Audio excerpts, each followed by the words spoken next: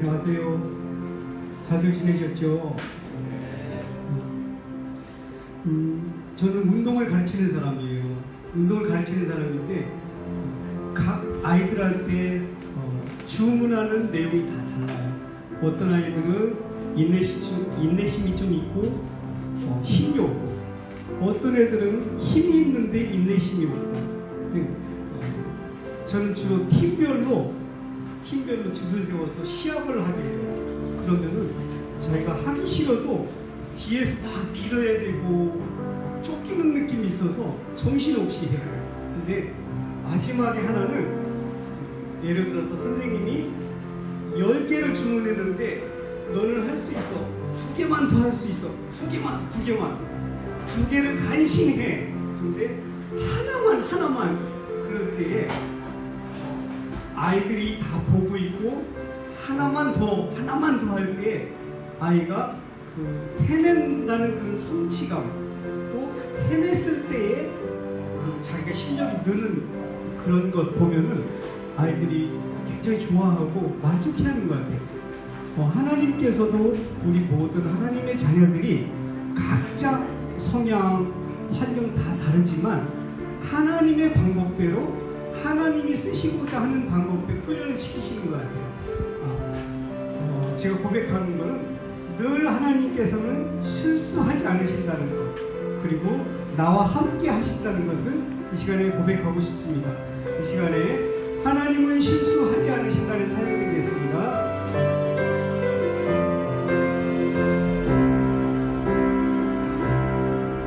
내가 걷는 이 길이 어려울 수가 있어도 내 심장이 울렁고 가슴 아파도 내 마음 속으로 여전히 기뻐할 까닭은 하나님은 실수하지 않으시니세. 세운 계획이 또 빗나갈지 모르며 나의 희망 것 없이 쓰러질 수 있지만 나 여전히 인도하시는 주님을 신뢰하는 까닭은 주께서 내가 가야 할 길을 잘하시니세.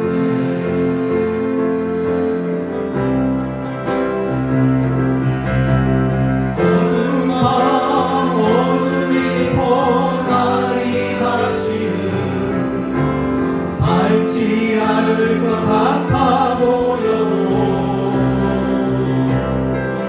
내 시간 부여잡고 주님께 모든 것 맡기니 하나님을 내가 믿으리세. 지금 내가 볼 수 없는 것 너무 많아서 너무 멀리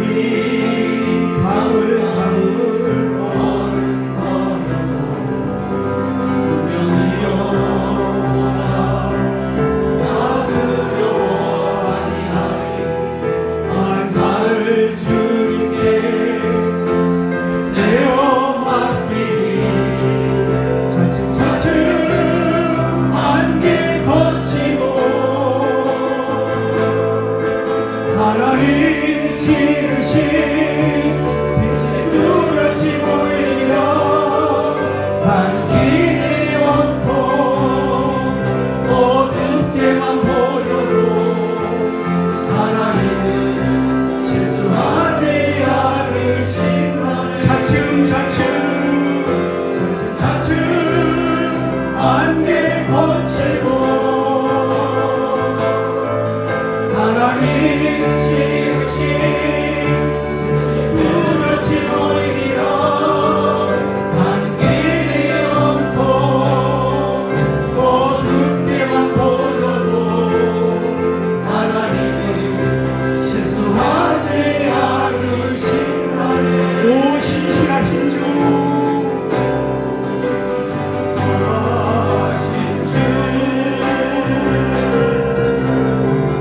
오신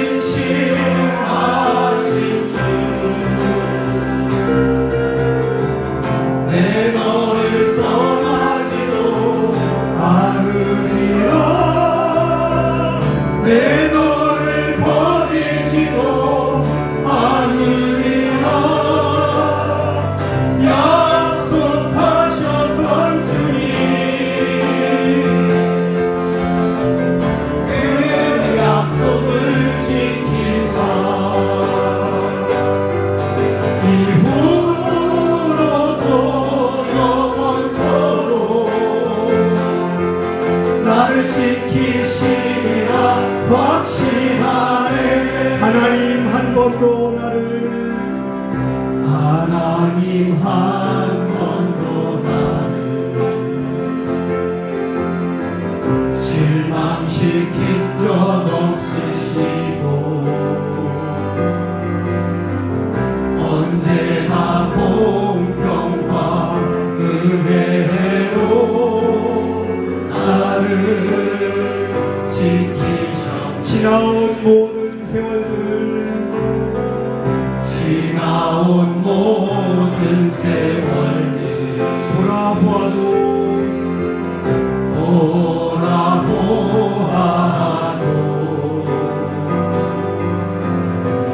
그 어느 것 하나 주의 손길 안 미친 것 전혀 오 신실하신 주 오 신실하신 주 오 신실하신 주 내 너를 떠나지도 않으리라 내 너를 버리지도 않으리라 약속하셨던 주님 그 약속을 지키사 이후로도 영원토록 나를 지키시리라 확신하네. 오 신실하신 주 오 신실하신 주 오 신실하신 주 내 너를 떠나지도 않으리라 내 너를 버리지도 않으리라 약속하셨던 주님 그 약속을 지키사 이후로도 영원토록 나를 지키시리라 확신하네.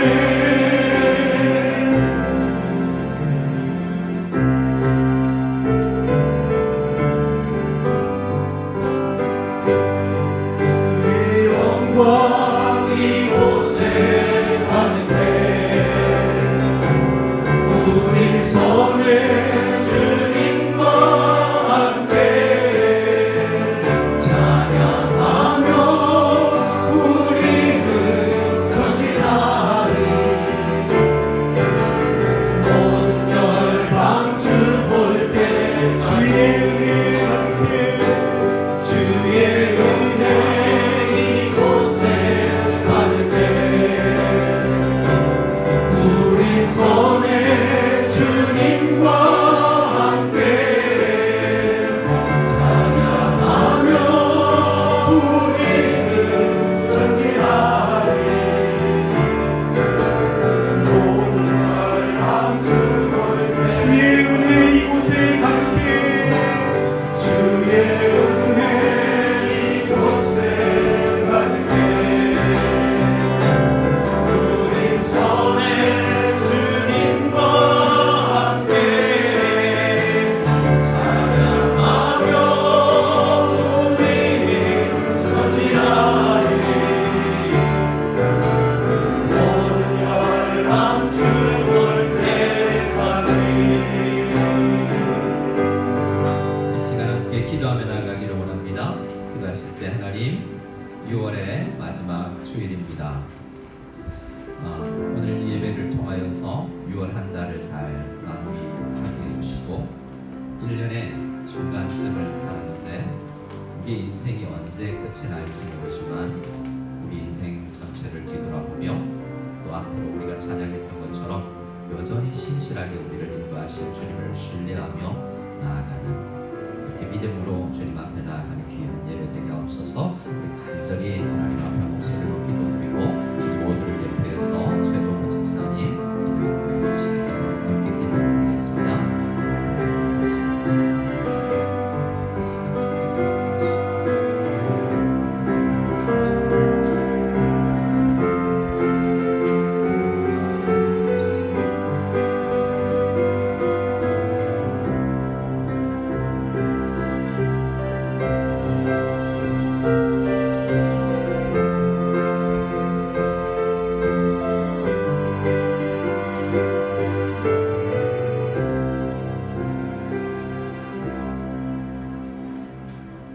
사랑과 은혜가 풍성한 아버지 하나님, 아버지의 한없는 사랑에 감사와 찬양을 올려드립니다.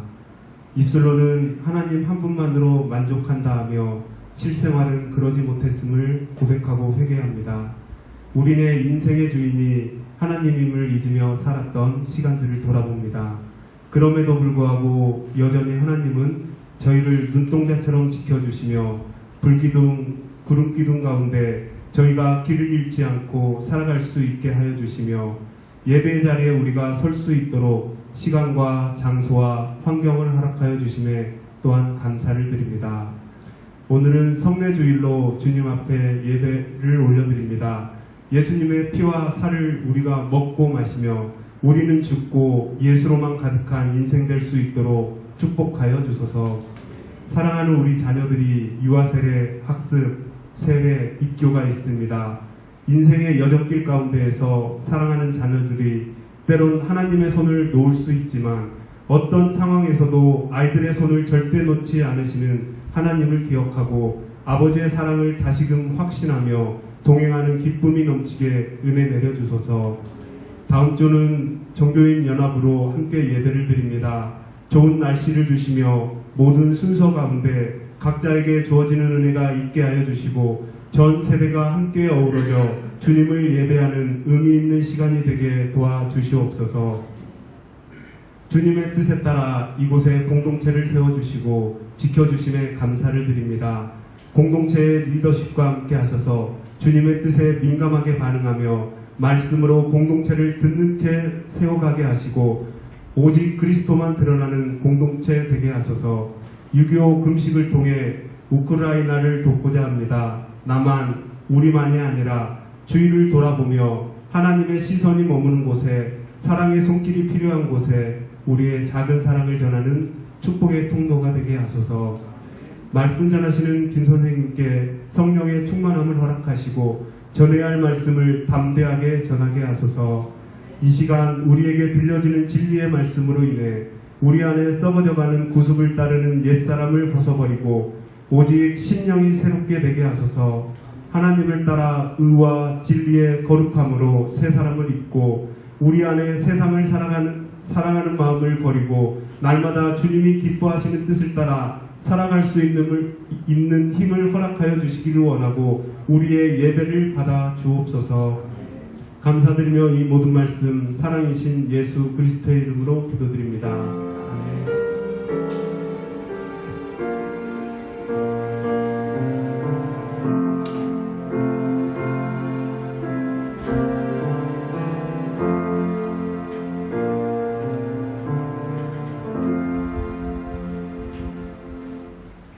우리 함께 찬송 드리실 때 찬송가 28장 복의 근원 감기마사 함께 찬양드리겠습니다.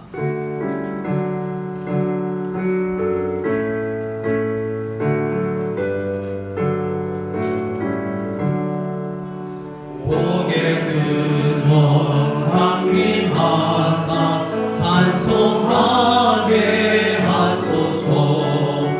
한량없이 자비하시 측량할 길 없도다. 전사들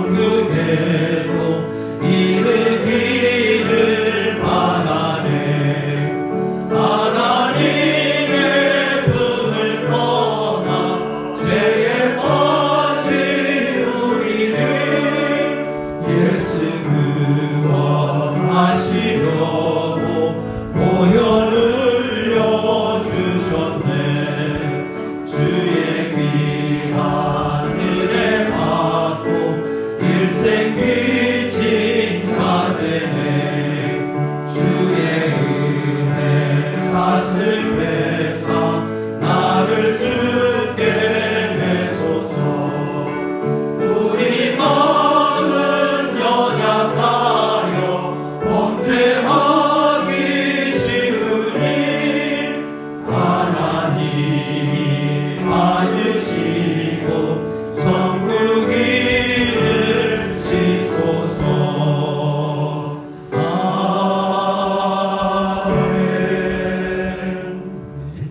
아멘. 우리 이 시간에는 원래 봉헌기도 시간이지만 오늘은 공동체 교회 소식을 먼저 나누고 그 소식을 품고 광고 제목을 가지고 우리 함께 기도하며 나아가고 나서 말씀을 전하도록 하겠습니다. 교회 소식을 먼저 전하도록 하겠습니다. 오늘은 예배 중에 우리 성례식이 있습니다. 오늘 1부 예배는 우리 성찬식이 있고요. 우리 중고등부 예배와 2부 예배에는 학습 세례식 그리고 유아 세례식을 포함하여서 성례식이 성찬식이 진행됩니다. 오늘은 어제는 우리 6.25 72주년 6.25였죠. 그래서 우리는 6.25 때가 되면 남겨두라 프로젝트를 통해서 우리 강 건너나 더 어려운 곳에 우리가 물질을 보내고 있는데요.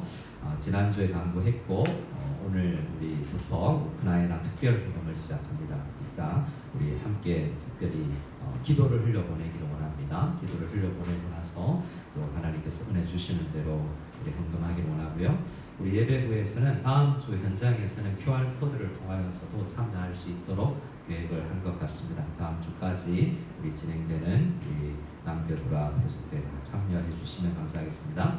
오늘은 새가족 교육 두 번째 시간입니다. 우리 새가족들이 한 몸 될 수 있도록 위해서 잘 기도해 주시고 안내해 주시면 감사하겠습니다. 다다음 주는 우리 상반기 보고 7월 10일이 있습니다. 그리고 우리 7월 우리 방학 기간에 물론 한국학교 아직 방학정이기는 하지만 우리 방학 7, 8월에는 엄마와 함께하는 성경 공부 시간을 가지고자 합니다. 먼저 구약의 파노라마 우리 7월 첫 주부터 시작하고자 하니 우리 유치부 아이들도 좋습니다. 아이들과 함께 오셔서 우리 모션을 통해서 성경 공부를 할 수 있는 귀한 시간 될 수 있도록 참여해 주시고 권면해 주시면 감사하겠습니다. 봉사자 모집 있습니다. 주일학교 우리 선생님들을 모집하고 있고 우리가 기도하고 있습니다. 하나님께서 부르심이 느껴진다면 여러분 주차하지 마시고 신청해 주시기 바라고요. 금요 기도에 우리 싱어처럼 자막 등 봉사하실 분 있으면 우리 오 선생님께 신청해 주시면 감사하겠습니다. 지난주 등록하신 분 계십니다. 우리 주수환 집사님 등록하셨는데 오늘 7대 우리 그래도 자리에서 잠시 일어나서 인사만 좀 하셨으면 좋겠습니다. 주수환 집사님 지난주 등록하셨습니다. 감사합니다. 가족은 한국에 계신 것 같고요. 여러분 잘 안내해 주시고 신앙 생활해 주시기 바라고요. 박은순 성도는 내일 출국하는데 오늘 이 예배는 참석하지 못했지만 여러분 축복해 주시고 파송 가족을 위해서도 늘 기도해 주시면 감사하겠습니다. 다음 주는 온 가족 예배죠. 우리 중고등부 학생이 홍보 영상을 만들었습니다. 아주 짧은 거니까 오십시오 해도 되는데 짧게 1분 20초짜리 영상 보고 위챗으로도 전해드리겠습니다. 그래서 많이 참여해 주시기 바랍니다.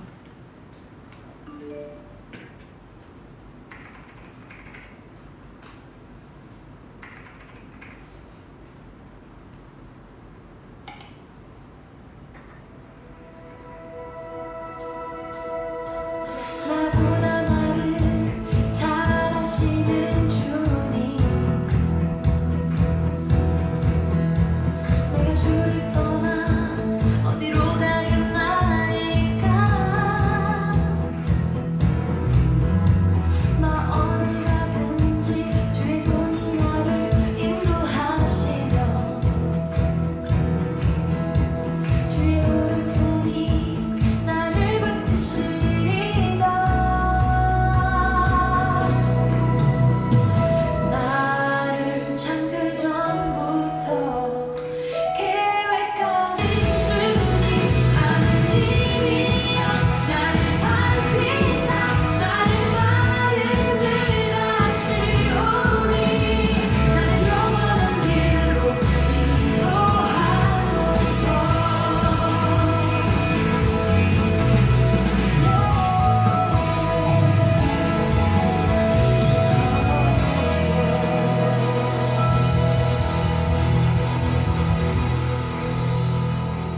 사람하고 인사할까요? 다음 옆 사람하고 인사하겠습니다. 다음 주에 뵙겠습니다. 광고를 했더니 중앙공원이 더 크게 들렸나 봐요. 중앙공원에서 하는 게 아니고 중앙공원 안에 있는 식당에서 합니다. 7월인데 더운데 어떻게 에어컨 있습니다. 예, 한 400명 들어가는 큰 홀에서 하는데요. 우리 똥친구 식당에서 합니다. 우리 구역장님들께 혹시 아직 신청을 안 한 분들이 좀 있대요. 아니, 올 건데 신청을 안 한 분이 있답니다. 해야 되는 것이 부패가 아니에요. 인원수에 따라서 요리가 나오기 때문에 구역별로 우리 부부 지난 가을처럼 구역별, 부부별, 가족별로 앉을 것이고요. 우리 중고등부는 따로 앉을 것 같습니다. 그래서 자리 배치를 위해서 또 차량 안내는 주중에 드리도록 하겠습니다. 그래서 자리 배치가 잘 될 수 있도록 미리 구역장님을 통해서 신청해 주시고 함께 모시고 오실 분 있다면 또 그분도 꼭 신청해 주시기 바랍니다. 추가로 조금은 더 신청하겠지만 식수가 맞지 않으면 조금 진행부에서 어려움이 있다고 합니다. 꼭 신청해 주시면 감사하겠습니다. 그리고 우리 부서장 회의를 통해서도 뭐 영상 이런 이야기가 나왔는데 우리 영상 미디어 팀도 좀 있었으면 좋겠다라고 생각이 들고요. 우리 성도님들 중에 사진 찍는 거나 잘할 수 있다. 다른 거 몰라도 사진은 잘 찍을 수 있다. 영상 찍을 수 있다. 편집할 수 있다. 이런 분 계시면 우리 미디어 팀에도 함께 또 지원해 주시면 감사하겠습니다. 우리 하나님의 말씀을 우리 읽고 나서 함께 합심으로 기도하고 나서 우리 말씀을 나누도록 하겠습니다. 하나님의 말씀을 먼저 찾고 합심으로 기도하겠습니다. 기도하실 때는 우리 우크라이나를 위해서 기도를 먼저 흘려보내기로 원하고요. 하나님 온 가족 예배를 통해서 우리 온 교회가 한 가족 되게 하옵소서. 우리 간절히 두 가지를 품고 기도드리고 난 다음에 우리 말씀을 나누도록 하겠습니다. 먼저 하나님 말씀 읽겠습니다. 요한복음 16장 21절입니다. 요한복음 16장 21절 시작. 여자가 해산하게 되면 그때가 이르렀으므로 근심하나 아기를 낳으면 세상에 사람 낳은 기쁨으로 말미암아 그 고통을 다시 기억하지 아니하느니라. 아멘. 우리 함께 기도하며 나아가기를 원합니다. 기도하실 때 6.25 금식 참여하셨을 수도 있고 아닐 수도 있지만 이 시간 우리가 기도로 흘려보내기를 원합니다. 72년 전 민족 상간의 전쟁이 있었고 강대국 사회에서 어쩔 수 없는 작은 나라로서 우리가 전쟁에 참여하였고 아직도 분단의 아픔을 가지고 있는 우리 나라입니다. 그 역사의 한 현장, 그때는 어려웠던 중국 땅에 우리가 살고 있는데요. 우리 함께 기도할 때 하나님, 우리 72년 전 우리 부모들이, 우리 할아버지 할머니들이 싸우고 피 흘려서 오늘 우리가 있습니다. 주님, 누군가의 희생으로 오늘 우리가 숨쉬고 있습니다 라는 것을 고백하며 피 흘리는 그 땅을 위해서 함께 간절히 기도하고 작은 물질이 흘러가더라도 그곳에 귀한 은혜가 넘치게 도와주시고 특별히 우리는 그곳에 교회를 도우니 그곳 교회를 통하여서 복음이 흘러가게 도와주시옵소서. 우리 간절히 우크라이나를 위해서 함께 기도드리고요. 우리 다음 주 오늘 성찬식과 다음 주 온 가족 예배를 위해서 날씨와 모든 환경 참여하는 모든 우리 어린아이들과 온 가족을 위해서 큰 은혜를 주시옵소서. 우리 한 학기를 마무리하는 귀한 시간 되게 없어서 우리 간절히 하나님 앞에 목소리로 기도드리며 나아가기를 원합니다. 기도하겠습니다. 하나님 아버지 감사합니다. 아버지 하나님, 우리에게 흘려보낼 수 있는 마음, 더 쌓고 더 가지고자 하는 마음이 아니라 나눠주고 흘려보내고 서로 돕고 나눠 쓸 수 있는 마음을 주시기 위해서 감사를 드립니다. 복의 통로가 되게 하여 주시옵소서. 이제 우리는 나라를 도울 수 있는 더 연약한 잠정 나라를 도울 수 있는 우리들이니 주님 도와주시옵소서. 물질을 통하여서 그들의 영체적 생명이 살아나게 도와주시고 우리가 교육도 교회를 도울 때 복음이 선포되고 교회가 세워져서 하나님의 말씀이 선포되어서 생명력이 아버지 하나님 전파되는 교회가 있게 하옵소서. 우리 온 가족 예배를 통해서 하나님 영광 받아주시는 간절히 소원합니다. 주님 우리를 도와주시니 구성연합교회 한 몸으로 주님을 세우신 교회가 나아갈 수 있는 은혜의 시간 될 수 있도록 주님 도와주시고 오늘 성찬 되신 가운데도 주님 인도하여 주시옵소서. 하나님 감사합니다. 우리에게 주님께서 은혜 다하여 주실 줄 믿습니다. 우리가 알지 못하는 가운데 우리가 은혜로 살아오고 있음을 고백합니다. 우리가 드린 헌금, 우리가 드리는 특별 헌금, 모든 것들이 하나님의 은혜이오니 우리 주신 것을 우리가 흘려보내오니 이것을 통하여서 우크라이나 땅에 생명이 일어날 수 있도록 도와주시고 교회를 통하여서 영원히 살아날 수 있는 놀라운 은혜가 넘치게 하여 주시옵소서. 예배를 통하여서 우리 교회의 영혼들이 살아나며 하나 되는 한 몸 이루는 놀라운 은혜가 우리 교회 예배 가운데 특별히 다음 주 온가족 통합 예배 가운데 있게 하여 주시옵소서. 오늘 예배와 성찬식 가운데도 함께 해 주실 줄 믿사오고 은혜 주실 줄 믿사오며 예수 그리스도의 이름으로 기도드리옵나이다. 아멘. 오늘 설교 제목은 사람 난 기쁨입니다. 저를 한번 따라해 주실까요? 사람 난 기쁨.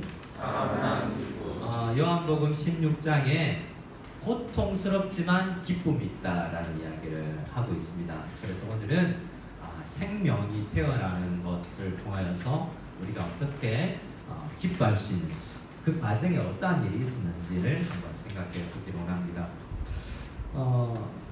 오늘은 특히 두 단어를 생각할 텐데요. 첫 번째 단어는 다시 태어나는 것입니다. 저를 한번 따라해 주실까요? 거듭남. 네, 다시 태어나는 것에 대해서 생각하고요. 두 번째는 똑같은 것인데 다르신 표현이 있습니다. 성경에는. 저를 따라해 주세요. 부르심. 네, 이 두 가지가 사실 같은 거예요. 하나님께서 부르시지 않으시면 거듭날 수가 없고 거듭나지 않으면 부르심에 응답할 수가 없는 이 두 단어를 꼭 기억하고 거듭난 내가, 부르심을 입은 우리가 어떻게 살아갈지에 대해서 한번 생각해 볼 수 있기를 원합니다. 먼저 거듭남, 태어남에 대해서 한번 생각을 해보기를 원하는데요. 요즘은 차라리 자녀를 안 낳겠다라는 사람들이 늘은 것 같아요. 어제 뉴스를 보니, 상하이 저널을 보니 중국의 평균 결혼이 29세. 이전에 보면 몇 살에 결혼했어요? 10대. 나이가 나하고 비슷한데 할머니 뭐 이런 분들 많았거든요. 이제 한국과 거의 차이 나지 않을 정도로 중국도 결혼이 늦어진다고 합니다. 자녀 출산은요, 아시다시피 우리나라와 일본과 이 동양권은 가장 출산율이 낮은 나라들 가운데 하나입니다. 왜 결혼하지 않는가를 생각해 볼 때 해줄 게 없다, 집이 없다. 주중에도 그런 신방 가운데서 중국에서 중국 여자와도 결혼하고 싶은데 중국 여성분들이 집이 있는지를 제일 많이 보더라. 그래서 집을 가져야 되겠다라고 이야기를 하는데요. 그 조건 채워지지 않으면 결혼도 할 수 없는 시대가 되어 가는 것 같아요. 그런데 출산은 어떻습니까? 자녀에게도 마찬가지여서 해줄 게 없으니 차라리 안 낳는 게 낫지 않겠는가라는 생각이 있다라는 거예요. 그런데 그것은 이 자녀에게 줄 게 없으니 태어나면 오히려 내가 부모로서 고통스럽지 않겠는가라는 생각을 할 수 있는 거죠. 근데 오늘 말씀해 보세요. 부모는 해산하면서도 고통이고요, 키우면서도 고통이고, 해줄 게 없어서도 아픔이잖아요. 그런데 그걸 뛰어넘는 기쁨이 있다라고 이야기하는 것이 오늘 예수님의 요한복음 16장 말씀입니다. 우리 말씀을 다시 한번 읽어보겠습니다. 21절입니다. 시작. 여자가 해산하게 되면 그때가 이르렀으므로 근심하나 아기를 낳으면 세상에 사람 난 기쁨으로 말미암아 그 고통을 다시 기억하지 아니하리라. 오늘 이 말씀은 생명이 태어나는 게 쉬운 일은 아니라고 이야기합니다. 자녀 양육하는 거 쉬운 게 아니에요. 그런데요, 그것을 상쇄할 수 있고 잊어버릴 수 있게 만드는 기쁨이 탄생 가운데 있다라고 이야기합니다. 이후에 살펴보겠지만 요한복음은 요한복음 3장부터 다시 태어나는 것이, 그냥 태어나는 것도 기쁨인데 다시 태어나는 것은 우리 인생에서 많은 것을 잊어버리고 상관없게 만드는 놀라운 생명력과 힘을 주는 것이 거듭남이라고 이야기합니다. 우리 예수 믿는 사람들은 그 거듭남을 경험한 사람들이니 웬만한 근심과 걱정과 이 고통을 잊어버릴 수 있고 기억하지 않을 수도 있는 것이 거듭남이 주는 비결이라고 이야기하는 것입니다. 다시 탄생의 관계를 가보면요, 많은 사람들이 해줄 수 없고 아이들한테 해줄 수 없어서 차라리 하나만 혹은 안 낳는 게 낫지 않겠는가 라고 이야기하지만, 사실은 이 모든 환경의 어려움을 있게 만드는 부모와의 관계가 있습니다. 부모는요, 자녀한테 좋은 학교, 좋은 옷, 좋은 음식 주어야 된다라고 생각합니다. 나는 어릴 때를 생각하면서 내가 어릴 때보다는 더 많이 주어야지 생각하지만 사실 우리 아이들이 더 필요한 것은 꼭 없어. 그것보다 더 중요한 것은 그건 부모예요. 부모와의 관계가 느껴지면 다른 어려움은 사실은 상쇄될 수 있는 거죠. 그래서 단칸방에도 지하에서도 사실은 행복한 가정들이 있을 수 있는 것입니다. 성경적으로 나가면 그 부모와의 관계가 가장 큰 자녀 출산의 이유라는 거예요. 다른 자녀 출산에서 좋은 학교 가고 좋은 직장 취직하고가 아니라 그냥 자녀는 있고 부모와의 만남이 이루어지고 그 관계를 이 땅에서 경험하면 그 가정은 성공한 거다라는 것입니다. 하나님과의 관계에도 거듭남도 마찬가지여서 하나님께서 우리를 태어나게 하신 이유도 하나님과의 관계를 이루고 하나님을 맛보면 우리는 그냥 그 관계 속에서 웬만한 어려움을 이겨낼 수 있다는 것을 우리는 알게 됩니다. 요한복음 3장을 보면 우리 주보에도 기록되어 드렸는데요. 니고데모라는 사람이 찾아오죠. 유대인 니고데모가 찾아와서 3절에 이렇게 이야기합니다. 2절에 밤에 예수님께 와서 랍비여 우리가 당신은 하나님께로부터 오신 선생인 줄 압니다. 하나님 함께 하시지 아니하면 당신이 행하시니 많은 표적들을 아무도 행할 수 없습니다 라고 이야기했는데 그런데 예수님은 대단한 선생님입니다. 스승으로 모시고 싶습니다 라고 이야기했는데 예수님 말씀은 너 거듭나야 되겠다. 나한테 배우는 게 아니라 너는 다시 태어나야 돼 라는 말씀을 해주고 있습니다. 3절 말씀인데요. 우리 3절을 같이 읽어볼까요? 시작. 예수께서 대답하여 이르시되 진실로 진실로 내게 이르노니 사람이 거듭나지 아니하면 하나님의 나라를 볼 수 없느니라. 자, 여기서 거듭남, 다시 태어나야 된다라고 이야기하지 않습니까? 거듭남은 영적인 생명으로 다시 태어나는 것이고 예수님께서 불러주신 사람이 이제 스스로 살아날 수 없는, 얻을 수 없는 생명이 태어나는 것입니다. 우리는 우리 마음대로 태어나지 않았잖아요. 여러분 태어나고 싶어서, 한국 사람으로 태어나고 싶어서 우리가 결정한 사람이 있습니까? 적어도 없고요. 역할을 했다면 부모님이 결정하신 거죠. 자녀를 낳을 때를 우리 관리하거나 조절할 수는 있지 않습니까? 마찬가지여서 다시 태어나는 것도 사람이 결정할 수 있는 게 아니에요. 내가 거듭나고 싶다라고 생각해서 거듭날 수 없다라는 것이 요한복음에서 처음부터 끝까지 이야기합니다. 하나님이, 성부 하나님이, 성령 하나님이, 예수님이 출산하지 않으면, 부르시지 않고 출산의 십자가를 지지 아니하고 성령께서 깨닫게 하시지 않으면 아무도 태어날 수 없다라는 것이 요한복음에서 이야기하는 것이고요. 이 3절에서 물과 성령으로 난다라는 것이 어렵게 우리 뭐지? 성령이 뭐지가 아니라 하나님이 너를 태어나게 해야, 부모가 너를 태어나게 해야 네가 태어난다라는 거예요. 네가 아무리 공부를 잘하고 네가 학자로서 아무리 열심히 성경을 읽어도 되는 게 아니고 하나님이 너를 태어나게 하는 거야. 부모가 너를 태어나게 하는 거야 라고 말씀하는 것입니다. 그래서 요한복음 16장 그리고 3장에서는 우리가 태어나는 일에 있어서 우리 사람이 할 수 있는 일이 아무것도 없다라는 것이 성경에서 이야기하는 것입니다. 하나님만이 우리를 태어나게 할 수 있다는 거예요. 자, 그것과 함께 우리가 고린도후서 5장 말씀을 함께 읽기를 원하는데요. 또 주보에도 넣어드렸고요. 자, 고린도후서 5장 17절을 같이 한번 읽어보겠습니다. 시작. 그런즉 누구든지 그리스도 안에 있으면 새로운 피조물이라 이전 것은 지나갔으니 보라 새 것이 되었도다. 새 것이라고 이야기했지만 이것도 마찬가지여서 예수님을 믿는 사람들은 나는 한번 몇 년 전에 태어나서 지금까지 그냥 쭉 살아오는 것 같지만 사실은 우리가 성찬에 참여하는 우리들은 거듭난 사람들이었어요. 그 거듭난 사람, 다시 태어난 사람들을 고린도서에서 사도 바울은 어떻게 이야기하냐면 저를 한번 따라해 주시기 바랍니다. 새로운 피조물이라. 이것은 새로운 피조물은 새로 창조했다라는 말이에요. 창조와 연결시키고 있죠. 자, 왜 성경은 자주 거듭남, 다시 태어남, 생명 얻음을 창조와 연결시키고 있는데요. 그것은 이 이야기를 하고 싶어서 그래요. 하나님께서 만든 것은 목적 없는 것이 없다라는 이야기를 하고 싶은 거예요. 또 한 번만 따라해 주시겠어요? 창조물은 목적이 있습니다. 하나님은요, 재미로 그냥 만드는 게 없어요. 하나님께서 만드는 육축, 그리고 달, 별, 하나님께서 만드실 때는 다 목적이 있는 거예요. 죄가 뭘까요?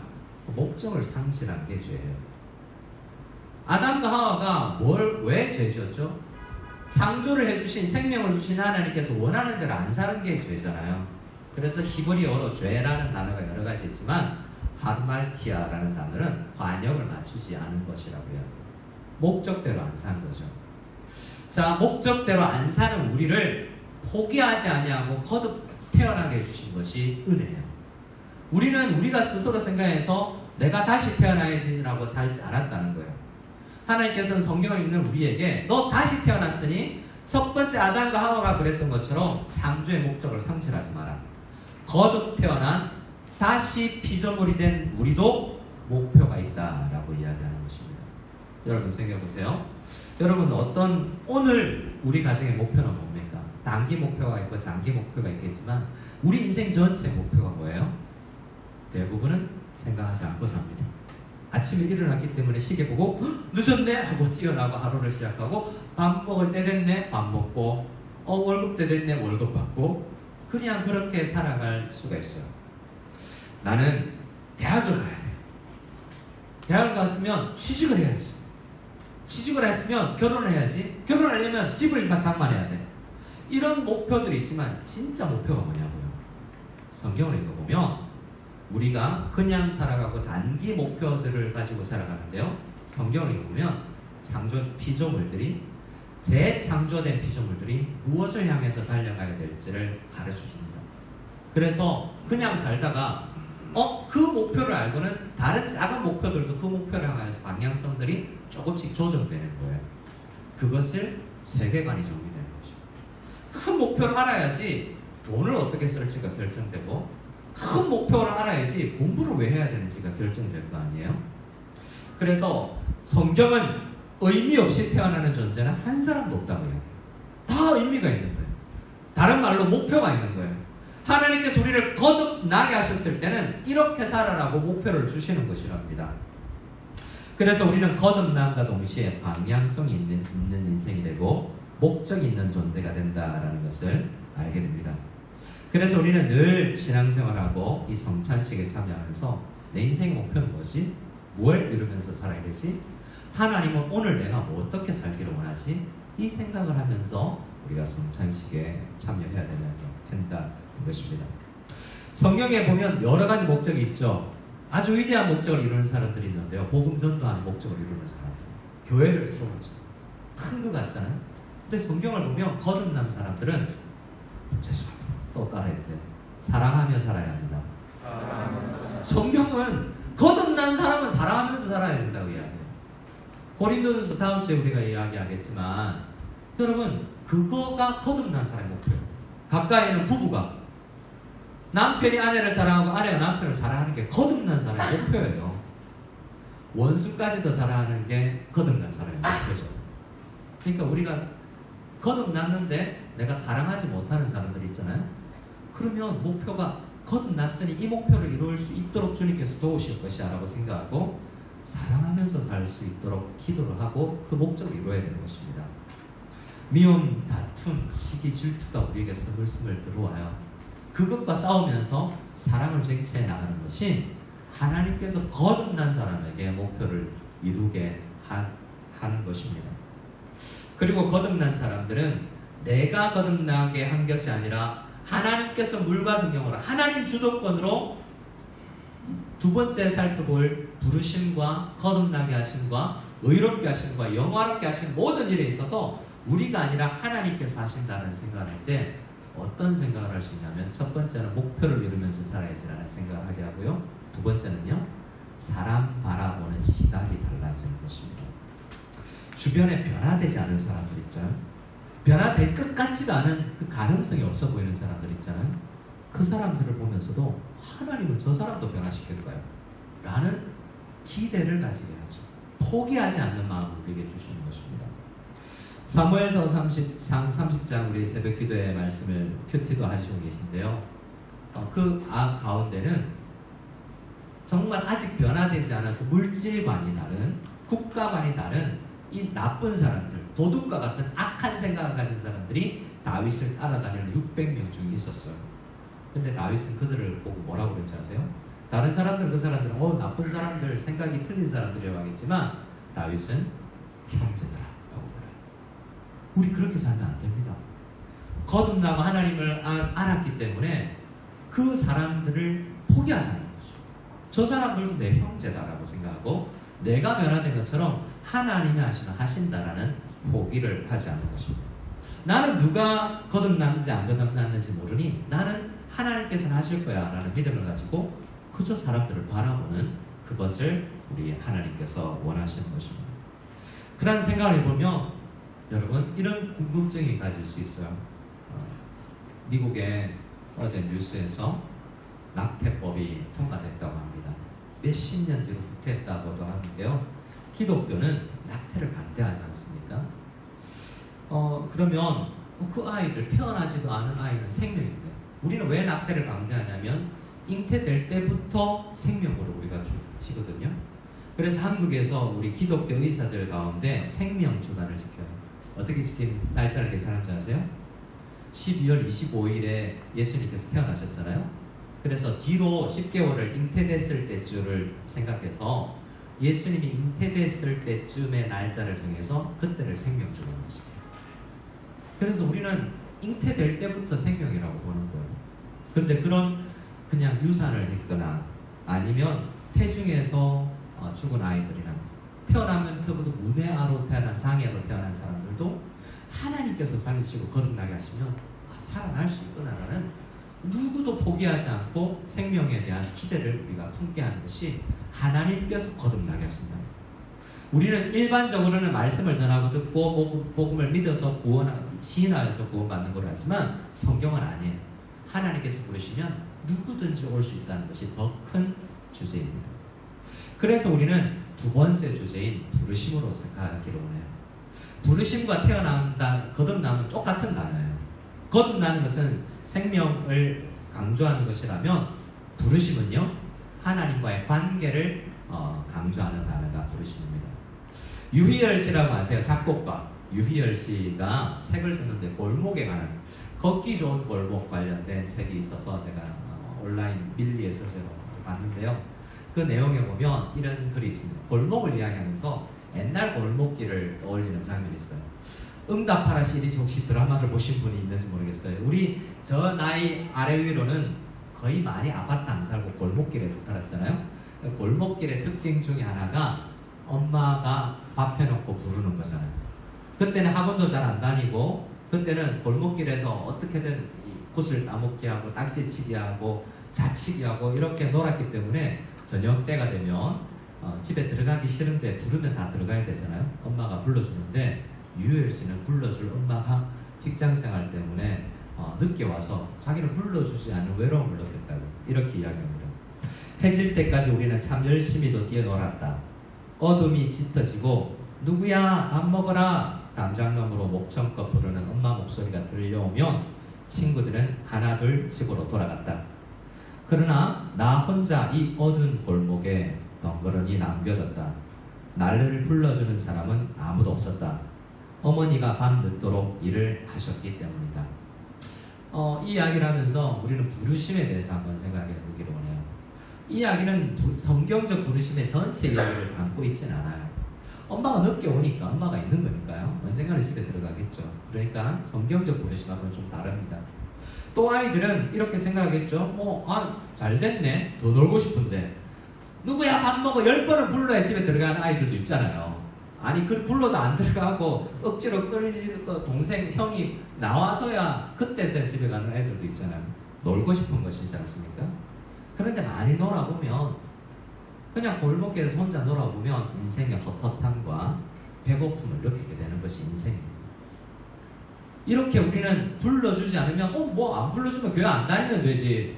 나 요트도 있고 나 비행기도 타고 다닐 수도 있고 나 먹을 것도 있고 나 돈도 있고 나 학위도 있는데 뭐 이거 가지고 놀면 되지 라고 생각하지만 사실은 모든 인생은 허기가 집니다. 그래서 하나님 아버지께서 불러주셔서 영으로 먹이지 않으면 모든 사람은 허기진 거예요. 다른 걸 먹고 배부르게 하지 못할 걸 먹으면서 배부르다라고 생각하고 있지만 착각이라는 것이 성경이 이야기하는 것입니다. 성경은 하나님이 부르시지 않으면 아무도 올 사람이 없고요. 반대로 하나님이 부르시면 누구도 부인하지 못하고 저항하지 못하고 다 부르심에 응답할 수밖에 없다라고 이야기합니다. 제가 뭐 실명을 건너할 수 없고 여기서 누구 집사님을 부르면서 집사님 일어서 주세요 라고 이야기하면 그분이 왜 이래 예배 시간에 기분 나쁘게 내 이름을 불러 이렇게 생각할 수도 있으면 제 말이 효과가 없는 거예요. 효력이 없는 거죠. 말은 했으나 그 이루어지지 않잖아요. 신학자들은 하나님께서 부르시면 그냥 효과가 일어난다고 이야기해서 신학적으로 하나님의 부르심을 뭐라고 이야기하냐면 효과적 부르심이라고 해요. 우리의 전도의 부르심은 응답하지 않을 수 있습니다. 근데 하나님의 부르심은요 다 나올 수밖에 없어요. 하나님 음성 안 들렸는데 여러분 친구가 누구야 교회 가자 저는 그랬어요. 제 친구가 초등학교 4학년 때 영현아 교회 가자 라고 주일날 아침 8시 반에 만화영화 볼 시간에 은하철도 999 미래소녀 코난 할 시간에 그 애가 불러줬기 때문에 그걸 포기하고 나갈 수 있었는데요. 그 부르심 전에 사람의 부르심은 나 영화 볼 거야 만화영화 볼 거야 라고 그냥 주저앉을 수 있지만 하나님의 때가 되면 하나님이 부르시는 때가 되면 누구도 부인하지 못하고 저항하지 못하고 나올 수밖에 없습니다. 우리는 그렇게 그 부르심에 응답해서 나왔고요. 그 하나님의 부르심 다른 말로 거듭남으로 인하여서 이 자리에 예배에 참여하고 있는 거예요. 우리는 다 거듭났고 부르심을 입었어요. 부르심을 입은 우리는 어떻게 살아가야 되는지 아십니까? 목적을 따라서 살아가야 합니다. 하나님께서 부르시면 그냥 살아갈 텐데요. 어차피 살아갈 거 하나님 부르시면 막 살래요. 그렇게 생각할 수가 없습니다. 진짜 부르심을 이 효과적이라는 것을 믿는 사람은요. 지키면서 이루려고 해요. 어떤 사람이 이 약 제가 먹어봤는데 요구르트를 아침에 먹어봤더니 한 달만 꾸준히 먹었더니요. 진짜 살이 빠지고요. 건강해지더라고요. 라고 이야기를 하면요. 그 사람의 말이 신뢰가 느껴지면요. 효과적인, 내가 효과 봤다라고 효과를 이야기하면요. 진짜 생각하고 그 사람 지켜요. 나도 효과 봐야지라고 생각하면서 지키는 거죠. 하나님께서 부르실 거야 라고 생각하는 것을 부르셨다는 것을 진짜 믿으면요. 그 부르셨다는 걸 믿고 진짜 부르시는 이유를 대로 살아가게 되는 것입니다. 그럼요. 그 사람 하나님께서 나를 부르셨다는 생각을 가진 사람은요. 웬만한 고통과 근심을 이겨낼 수 있습니다. 제가 설교를 준비하면서 한 책을 읽었는데 제가 아는 목사님 이야기가 나오더라고요. 그 다른 책에 이수구 선교사님인데 제 학교 선배님이고 저와 같이 교회 신앙생활했던 목사님의 동생이었는데 삿포로에서 선교사로 오랫동안 일하시다가 은퇴하신 선교사님입니다. 그 선교사님을 삿포로에서 만나고 방문했던 적도 있는데요. 그분은 삿포로의 빛나는 십자가라는 책을 써서 또 선교에 대해서 많은 이야기를 하신 정말 힘든 일본 선교에 대해서 이야기를 하는 책인데요. 두 가지를 이야기합니다. 처음에는 자기는 다른 나라를 가고 싶었대요. 인도네시아 선교 계획을 가졌는데 하나님께서 계속 일본으로 부르시는 거예요. 형님이 일본 선교 세미나 테이프를 보내주고 어느 날 같이 싱가포르에서 영어 공부를 하고 있는데 그 일본인 친구가 기독교인도 아닌데 나 교인이라고 그러고 선교사로 하니까 일본에 한번 가보시면 어떠세요? 자꾸 다양한 방식으로 일본으로 부르시더라는 거예요. 결국에 그 부르심을 응답해서 일본에 갔는데요. 쉬웠을까요? 일본 선교가 정말 쉽지 않습니다. 그런데 그 오랜 난관을 이겨낼 수 있는 힘이 어디서 나왔다고 이야기하냐면 부르셨으면 이루신다라는 믿음 가운데서 이겨낼 수 있었다고 선교사님은 이야기합니다. 하나님께서 부르셔서 우리를 거듭났습니다. 그냥 불렀을까요? 그냥 우리를 중국으로 부르고 그냥 이 고통 가운데 놓지 않았고요. 다윗처럼 광야 생활을 통과하면서 만들어내는 목표를 가지고 계신다. 그래서 부르심을 믿는 사람들은, 거듭남을 믿는 사람은 쉽게 포기하지 않고 하나님 그 목표 이루실 줄 믿습니다 하고 달려가는 사람이 되는 것입니다. 로마서 8장 말씀을 읽고 우리 함께 우리 성찬으로 나아가기 원합니다. 로마서 8장 30절입니다. 로마서 8장 30절입니다. 시작. 또 미리 정하신 그들을 또한 부르시고 부르신 그들을 또한 의롭다 하시고 의롭다 하신 그들을 또한 영화롭게 하셨느니라. 세 단어가 나오죠. 하나님이 미리 정하셨고요, 우리가 태어나기 전에 정하셨고요, 때가 되어서 우리를 부르셨습니다. 부르심을 믿는 사람은 무엇까지 믿어야 됩니까? 우리를 의롭게 해주셨구나. 우리를 의롭게 해주시는 것을 요한복음에는요, 나를 낳아주시려고 예수님께서, 어머니가 해산의 고통을 가지듯이 예수님께서 십자가에서 피를 흘리셔서 내가 의롭게 되었구나라는 것을 이해하게 하는 것입니다. 우리는 그냥 태어나지 않았어요. 예수께서 십자가에서 해산의 고통을 거쳤기 때문에 우리가 거듭났고 의롭게 되었다는 것입니다. 이걸 믿는 사람은 어떻게 살아가는 줄 아세요? 영화롭게 하셨다라고, 하실 것이지만 너무나 확실하게 학자들은 이렇게 해석하죠. 미래지만 영화롭게 되는 것은 미래에 일어날 일인데 너무나 부르신 분이 확실하기 때문에 영화롭게 하셨다고 과거형까지 쓸 수 있을 정도로 확신한다. 하나님께서 우리를 정하셨고요, 우리를 부르셨고요, 십자가에서 몸 찢어져서 피 흘리셔서 우리를 거듭나게 하셨고요, 의롭게 하셨고요, 자녀 삼아 주셨고요. 그렇기 때문에 우리는 목표를 이루면서 사랑하며 살아야 되고, 웬만한 어려움에 포기를 하지 않고 하나님이 원하시는 공동체, 하나님이 원하시는 사람이 되어가야 된다는 것을 결단하는 예배, 결단하는 성찬식이 되어야 하는 것입니다. 이 시간 우리 함께 찬양하며 나아갈 때에 우리 성찬식에 참여하면서 288장을 찬양하면서, 하나님, 예수로 나의 구주 삼고 성령과 피로 내가 거듭난 사람입니다. 그래서 간증하는 사람 되게 없어서 우리 함께 찬양 드리고 나서 우리 함께 우리 내병 떡을 받겠습니다. 288장입니다.